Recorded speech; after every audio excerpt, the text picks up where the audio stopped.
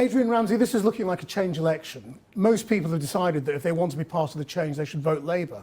Why are they wrong? Well, people do definitely want a change in this election. That comes up on the doorstep all the time. People feel desperately let down by this government, but they're not feeling inspired by Labour either. And yes, we're on track for there to be a Labour government, but rather than Keir Starmer having such a huge majority where he can continue to take U-turns all the time, as he's been doing on climate and on funding for public services, if we have more of a diversity of voices in Parliament, including a group of Green MPs, we can push the new government to be bolder on the big issues that matter. So you want to be a left-wing pressure group in Parliament, basically, to the left of Labour? Well, I'm talking about the polls showing that we're on track to have a Labour government, and we need to push that government out of its timid pledges that it's making at the moment for the real hope and real change that we actually need if we're going to restore our NHS, build more affordable housing, tackle the scandal of sewage in our rivers. We need bold action on these issues,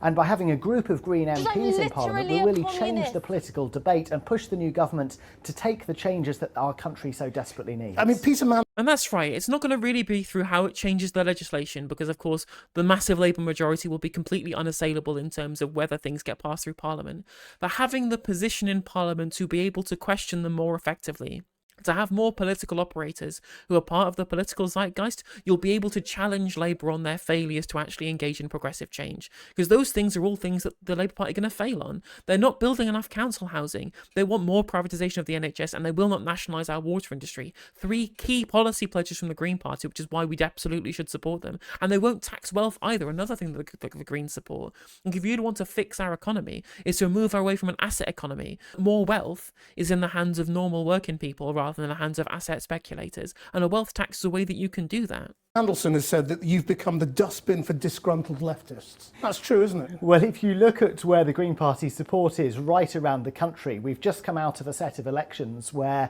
over the last 5 years in a row, Greens have gained a record number of seats. We've increased our number of elected Greens right across the country 5-fold, and the seats that we're winning are from Labour and from the Conservatives in roughly equal numbers in urban areas and rural areas. But your positions on most things are to the left, aren't you? You're a high tax, high spend, you want radical action on the environment. You've got all sorts of, weird and wonderful policies about how you're going to nationalise public transport and have £1. It's not weird and wonderful. Nationalised public transport is the basic policy that most normal countries have. Most normal countries don't have privatised water industries. Again, Krishnan Gurumurthy isn't one of the worst journalists. He has his good moments. But this ridiculous editorialising that is weird and wonderful to have basic social democratic principles, the post-war consensus that we had in this country for 30 years, and trying to editorialise that as being weird and wonderful. That's ridiculous editorialising. Again, what's he going to call it? Water communism? Bus fares and all sorts of things that will never happen and cost a fortune. And they're It's not going to cost a fortune, especially not when the water industry can find them into irrelevancy because of all of their failures and their breaking of the law. Public transport coming back into public ownership is currently the Labour Party's platform, at least for the rail industry, and then devolves powers for regional authorities to be able to take buses back into public control. Are you going to make the same, denigration of Labour's plan for public transport? Of course you're not. This is ridiculous editorialising. Jesus Christ, I thought better of Krishnan Gurumurthy. That this framing as though they're never going to happen is complete nonsense. Complete nonsense. To the left of Labour, and they attract the left, don't they? They attract people from a wide range of areas, and if you look at the places where we've got a strong chance of winning seats at this election, places like Bristol Central and Brighton Pavilion in cities, places like North Herefordshire and Waveney Valley in rural areas, those policies appeal to people across the spectrum. You don't have to be on the left to care about the environment. I was speaking to a gentleman yesterday in Halesworth, in the constituency where I'm standing. He's a grandfather, and he said to me that he usually votes Conservative, but that he's thinking about what the future's going to be like for his children and grandchildren. But haven't and you he wants fundamentally failed? And on top of that, like, if you're in a rural area, one thing that you're going to despise the Tories on is them dumping sewage into the rivers and allowing private companies to do it. And nationalisation is a way of being able to solve that. And this has broad popularity amongst all political parties. Nationalisation of water is incredibly popular across Tory, across Reform, across Labour, Lib Dem, Greens, SNP, like massive supermajority support for nationalisation of the water industry. And he's right. This does appeal to everybody. It should appeal to backbone conservatives, Macmillan-era conservatives, who describe the sell-off of the water industry as being like selling the family jewels. If you want to, quote-unquote, conserve the natural environment, conserve, things that people in rural communities hold dear, you want to get shot of the neoliberal bumwash that's been political consensus politics for so long. And it's only being offered in terms of change on this issue by the Green Party, especially when it comes to water nationalisation.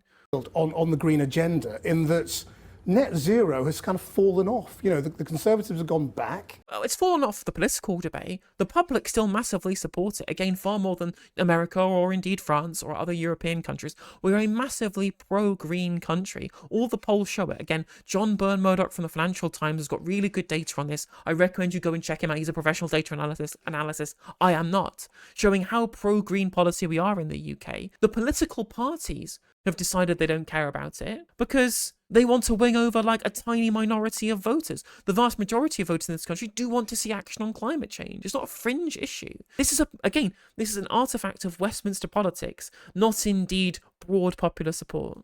Labour is talking about clean energy rather than net zero. I mean, the central aim of the Green Party has been set back in the last 2 years, not forward. Well, what you've set out there, Krishnan, is how both the main parties have let people down on the action that's needed on the environment. And yes, this is about tackling the climate crisis, and it's about creating a better society, because if we invest in the better public transport that we need, if we support our farmers to produce more food locally, if we insulate our homes so we bring bills down and keep homes warm, if we invest in renewable energy to tackle the energy crisis, all these things will create a better society for people. And people right across the country are desperate for that sort of change. They're fed up with the scandal of sewage in our rivers, with the lack of affordable housing, with our NHS at breaking point. And the Green Party is the only party going into this election being honest with people that if we're going to make the changes that are needed, we are going to have to ask the very richest in society, the multimillionaires, the billionaires, to pay just modestly more in tax. I'm talking about... It's not just the very rich, is it? Because It is absolutely the very richest. People with £10 million in assets or more would be targeted by a wealth tax. Want to remove the cap on national insurance, for example. That affects anybody earning more than £45,000. That's true. We do Well, we think the percentage that people pay on national insurance should be the same regardless of their earnings. So you want taxes to go up on everyone from 45,000 At the moment, the people who are on the lower to middle incomes are actually paying a higher percentage of their income on national insurance. That doesn't seem right. But you also want to equalise capital gains. And he is absolutely, that is a regressive taxation, the way we do national insurance. I disagree that we should get rid of the cap. I think that we should just make it less regressive by reducing it on those below that figure. But I don't necessarily think it's a bad policy, especially if you can use your wealth tax to overall bring income tax rates down. But I don't think that's necessarily party policy yet. But that might not play well with floating voters. Let me be clear, Christian, that the place... And also, capital gains tax is a tax that rich people pay. Normal working people pay income tax on the labour that they do, on the work that they engage in, on the labour that they expend, that they sell to their employer. That's what income tax is. Capital gains tax is what asset holders pay on the increased value of the assets that they sell. The people who own assets in this country are absolutely the richest people in this country. The main asset that people who are not the richest own in this country are their homes. And homes have plenty of ways in which that they are not subject to capital gains taxation. When you sell them, especially if it's a primary residence, you do not pay capital gains tax on these things. Capital gains tax would be on share portfolios, which is what majority of whom is owned by the rich.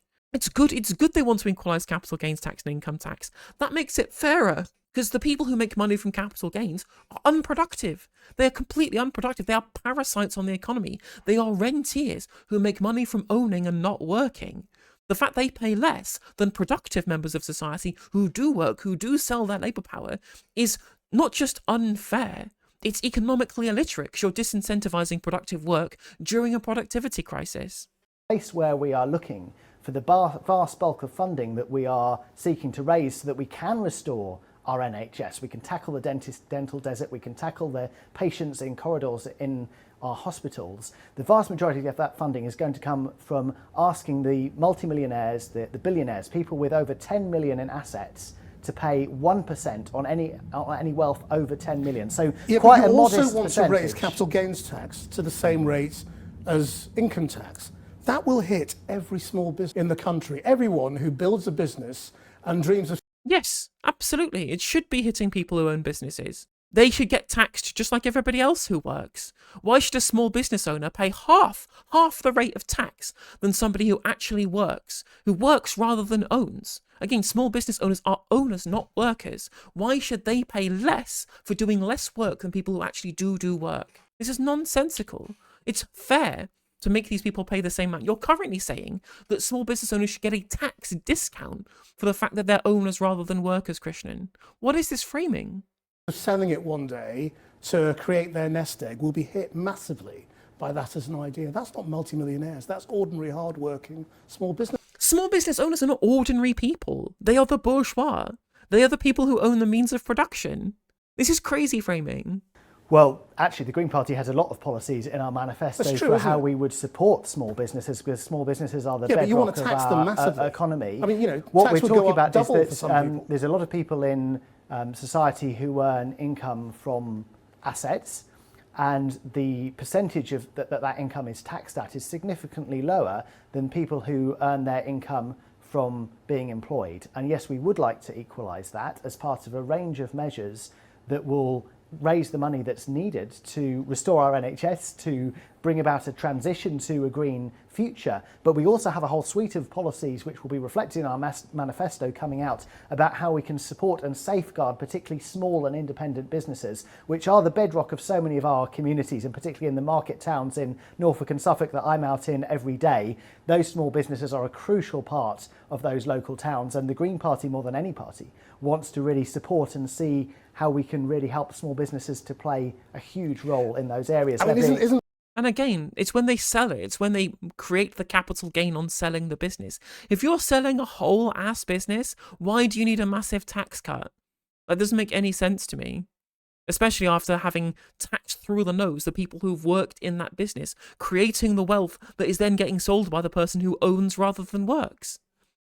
The truth that you've been caught on the hop, like many people, by this early election in terms of both policy and candidates. I mean, you've had to take down a load of pages from your website of sort of some of the more eccentric policies that you had in the past, and you haven't got the new ones up yet, and you haven't sorted out all your candidates. I mean, you know, you're still facing that. The Greens have more candidates sorted than the Conservative Party do.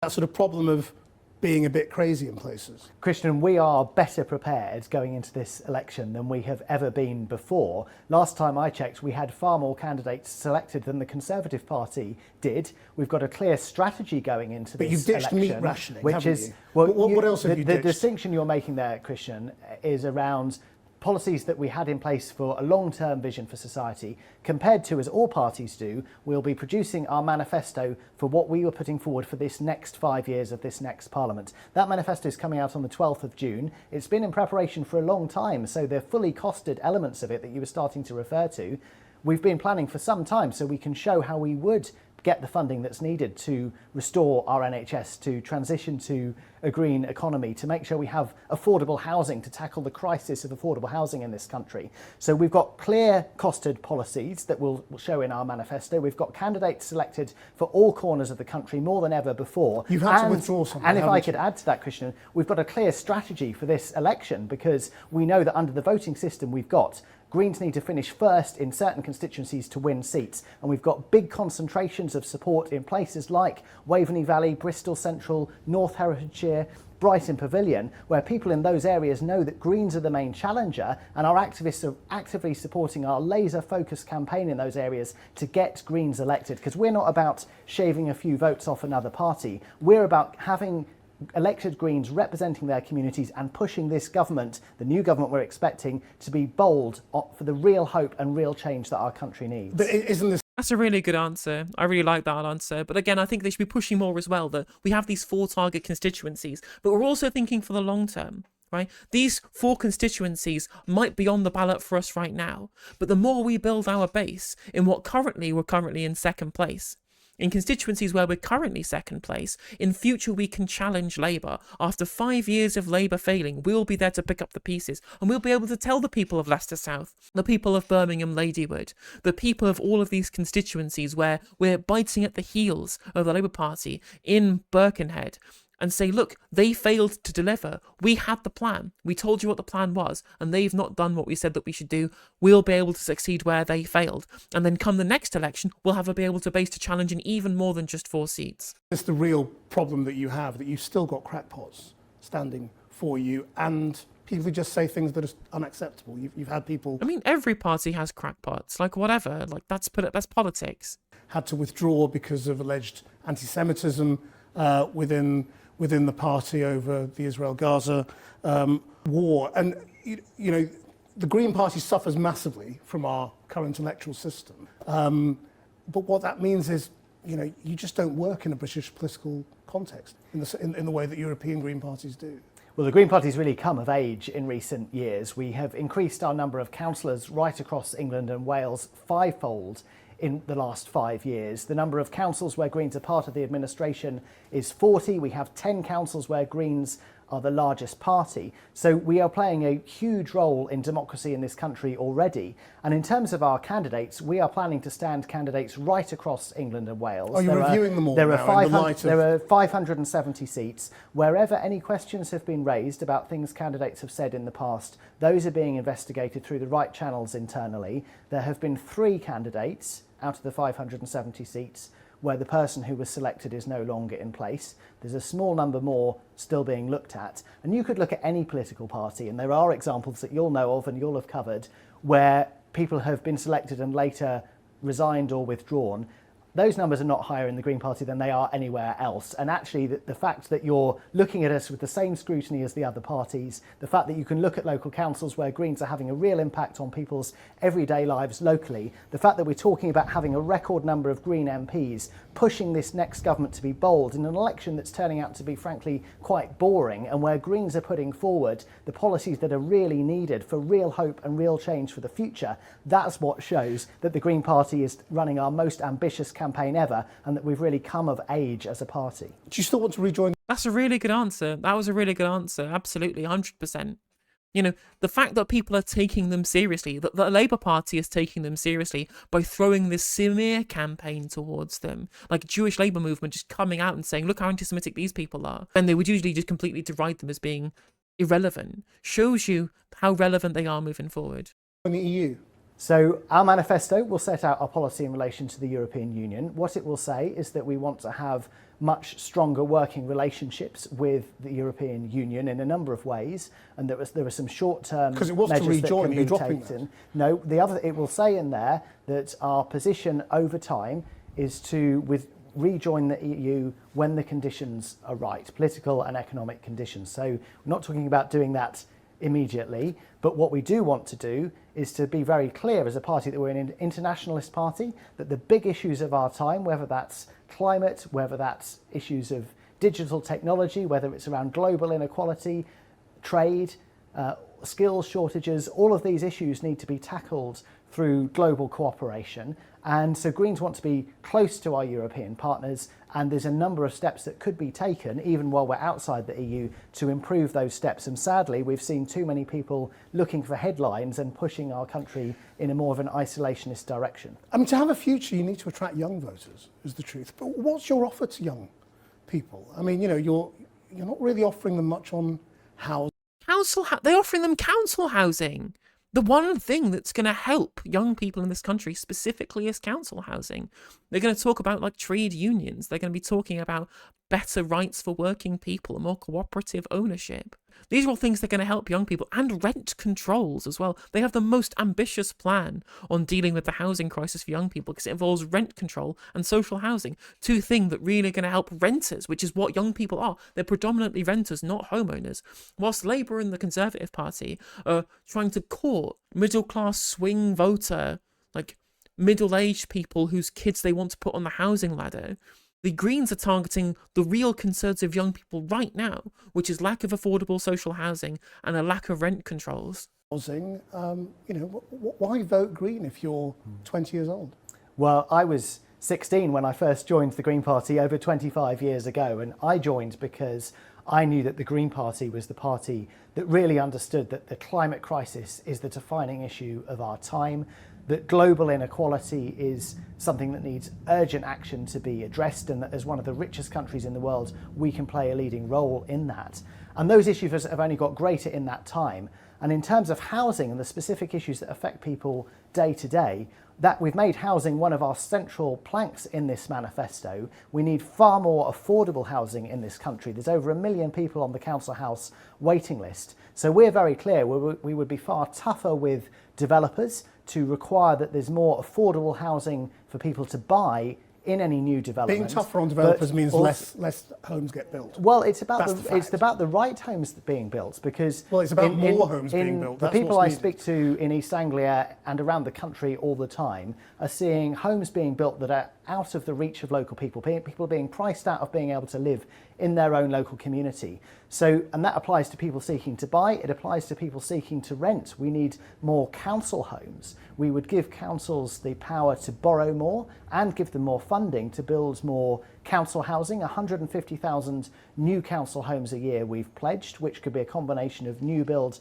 and refurbishing or bringing back into use empty homes or homes that are being sold by landlords exiting the market. That's not enough either, is it? But that will make a huge difference. But what we also need to do is give support. And on top, that's just the council housing that they're pledging. Developers are still going to build other houses elsewhere. Now, believe me, I have my problems with the NIMBYism in the Green Party. You better believe I want them to be far less NIMBY-ish on house building. Because, we can still build sustainable developments that protect nature, high density with high levels of green space. Again, the Soviet Union were very good at being able to build high density housing with loads of green space, with mobile communities that are actually really good in a kind of post-communist world, right? The districts in Soviet countries that built by this model are actually pretty dynamic economically under a capitalist model, which I find quite funny anyway. But regardless, you can build high density housing, new high density housing that protects nature at the same time. And these things can be possible if you have proper new housing plans. And the Greens need to talk about this more than just trying to block housing developments, because again, it's a big problem. I'm not going to shy away from refusing to criticise the party I support. It's clear there needs to be much, much better on house building that they're in. But this idea that they're just pledging 150,000 council houses and that's it, that's just the council housing pledge. There'll be other private developments on top of this too. They just need to be more clear on the fact that they will be necessary in addition to the council housing that they want to be able to put into place as well. To people who are renting in the private rented sector, where there are some examples of private landlords hiking up rents well above the rate of inflation, certainly well above the rates that people's wages are going up. And we would give local councils the power to introduce controls on rents based on the local circumstances and what's needed to keep rents affordable locally. And that's a very practical policy that will support particularly young people. Keir Starmer says he's And on top of that as well, one thing we need to do, it's important to say, well, we can't just build a bunch of luxury flats. You can't just build loads of luxury flats and expect it to be affordable. And that's true. Even if you increase the supply somewhat, we've all seen what happens during the subprime mortgage crisis. When you have a housing bubble, when you have building of new housing that speculators can buy to drive up the price within that bubble, that is catastrophic for the economy, and it does not bring down house prices. It does not make them more affordable, especially when landlords have dictatorial control over how rent prices go because the supply is so constrained and there's no alternative coming from the social housing sector, for example.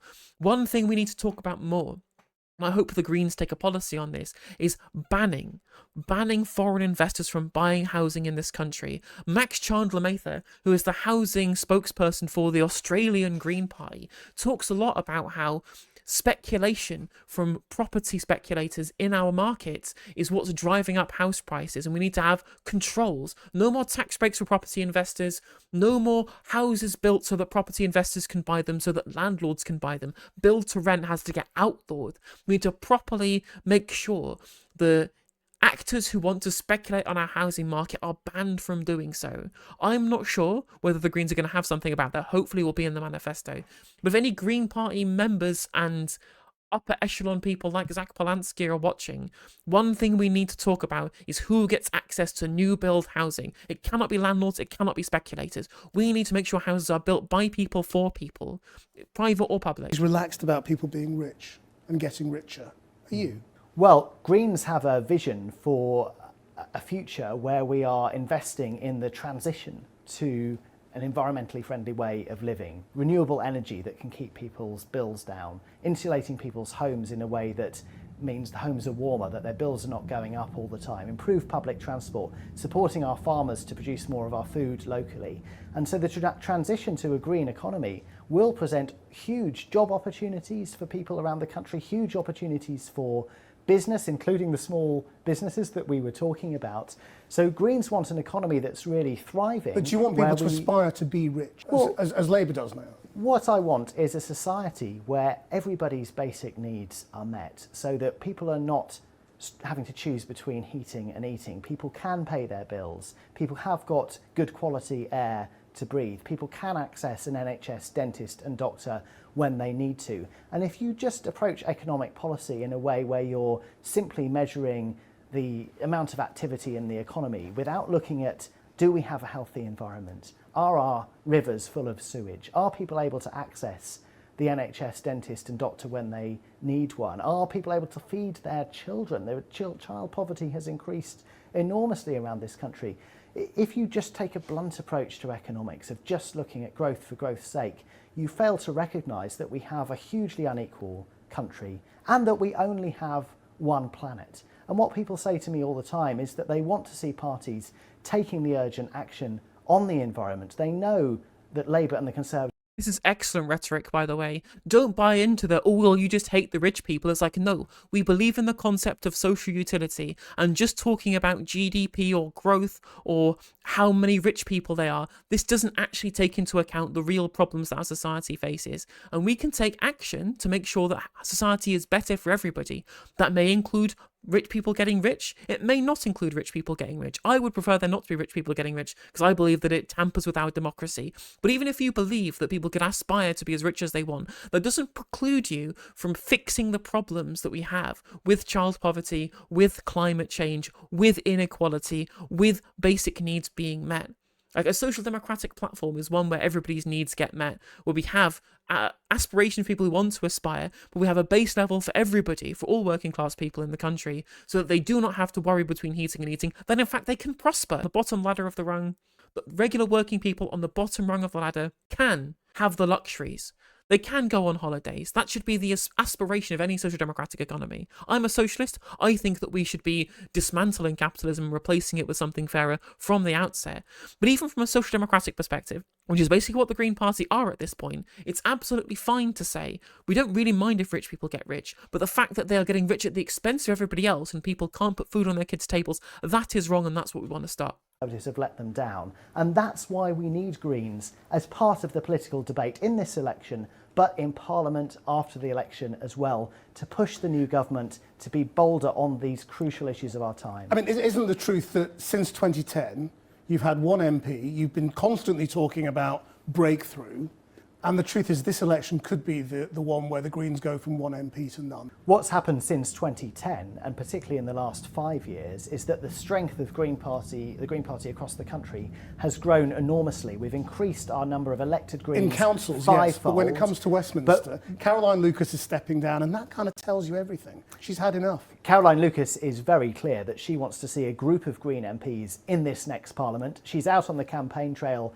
supporting our campaign in places like Bristol Central, Waveney Valley, North Herefordshire and Brighton Pavilion, places where we've got a big concentration of Green support, where Greens are the main challenger and where it's very clear that if people want there to be a Green voice in Parliament, we can achieve that, and we can push the new government to be bolder, because whilst people desperately want a change at this election, they see that Labour's pledges are timid and that we need real hope and real change to tackle the challenges this country faces, and that having Greens as part of that political debate will push the new Parliament, the new government, in the right direction. Give me one example where you would push Labour to be more hopeful, to offer more.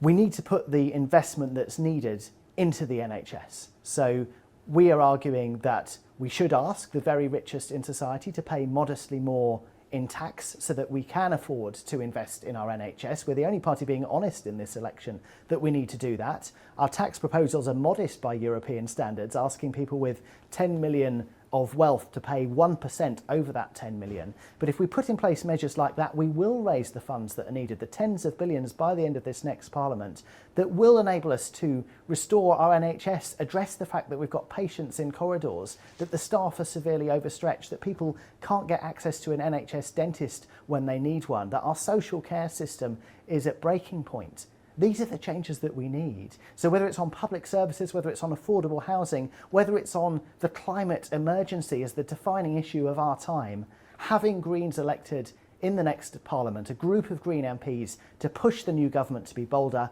it couldn't be more urgent that we press the government to take the action that's needed. Just finally, True. I mean, is it a luxury? Again, absolutely 100% fair enough. That's exactly what we need. Again, the fact that if we have an entire Parliament that is pro-NHS privatisation, which we will have Tories, Labour and Liberal Democrats, and then the SNP are going to massively lose MPs at the next election.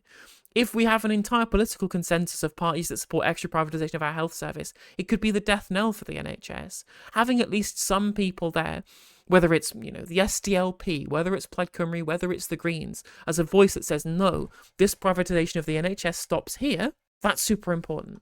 That you enjoy, that you're not going to be the government, so you don't actually have to make your sums add up. You can throw ideas out there that might well cost a fortune, and you don't really need to worry about it because you can throw them out there as nice ideas, things that would be nice to have. You don't have to be responsible, do you? That's the truth. Look, Christian, my background is as a charity chief executive of national environmental charities. I'm used to running organisations where, of course, you have to make the budgets work. You have to run the organisation effectively to have an impact. And we are producing a fully costed manifesto which will show exactly how we would fund the proposals that we're putting forward. And we are doing that just as rigorously as any other party because we need to show the vision for what this next Parliament could do if we're going to tackle the defining issues of our time: growing inequality, far too many children in poverty. It's a scandal that that's the case. People not being able to access an NHS dentist, patients in corridors in our hospitals, our rivers full of sewage, the climate emergency being, rather than taken as an opportunity to create a fairer future, Labour quick to overturn its promises of the money it was going to put in. On all these issues, we desperately need more Greens as part of that political debate in Parliament, and we can get that at this election by people voting with their heart and voting for the real hope and real change that this country needs. Adrian Ramsey, thank you very much. That was a really great interview. I really like that. And again, as Morinaka points out in chat, these are not luxury ideas that we should sort out the sewage in our rivers and the privatisation of our NHS. These are basic stuff that we used to be able to do in this country and we can do again. It just takes actions to stand up to vested interests and the powerful to want to do that. It's super easy. It's really easy to say, well, we can't afford to tax the rich, so we're going to have to make tough choices. That's not a tough choice. It's really easy to not inconvenience people with vested interests and power and money in this country. That's super easy. What's hard is to say, I don't care what the Sun says. I don't care what the Barclay brothers say. I don't care what Rupert Murdoch wants to put into people's brains. I don't care about what consent is being manufactured elsewhere. I know what I believe in. I know what's good for society. I know how to fix these problems. You can listen to me or you can listen to people trying to shout me down, but I am the one with a real challenge and I will stand up to people in power. And that's good. That's what the Greens are planning to do, to stand up to vested interests and the super rich in our society. And that's a tough choice. Hey there, if you enjoyed the video, make sure that you like and leave a comment that helps the video out in the algorithm. If you subscribe and ring the bell, it'll let you know when I go live. I stream every day on YouTube and Twitch. You can also follow all of my socials down in the description. And if you want to support me in a more financial manner, there's a join button for memberships. It's just 99p to be a member on YouTube, as well as a Patreon, and there's some merch there as well. And hopefully I'll catch you on the next video. Take care.